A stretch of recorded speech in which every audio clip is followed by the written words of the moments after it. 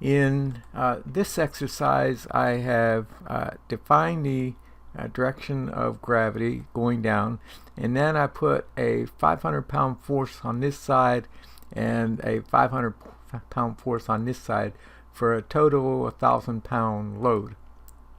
Now, the goal is to see if I put my hand here, or I put it here, or I put it down here, how much force is required by the operator to input on this handle in order to lift up the 1,000 pounds.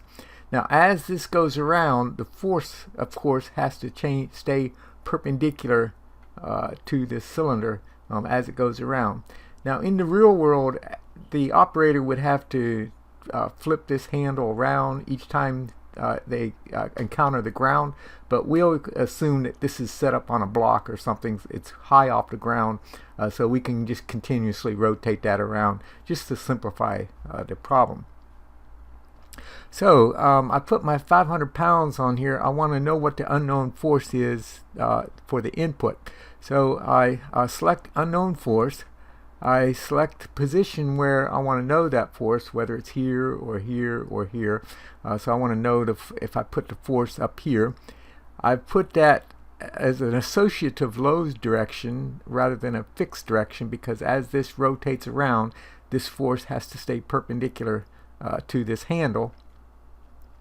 I'm going to lift it up 8.5 inches. So from where it's at now, the jack is going to go up 8.5 inches. And I'll do 850 calculations of position of in that analysis. So I'll go ahead and run the analysis, and let me bring the graph over here. So it's starting out at where it was, and it's lifting it up. It's going to lift it up 8.5 inches. It took about 9 pounds of force to start. The higher I get, the less force is required, but I have to turn more revolutions in order to lift it up equivalent amount. All right, so it might be, this is the 850 calculations, these step numbers.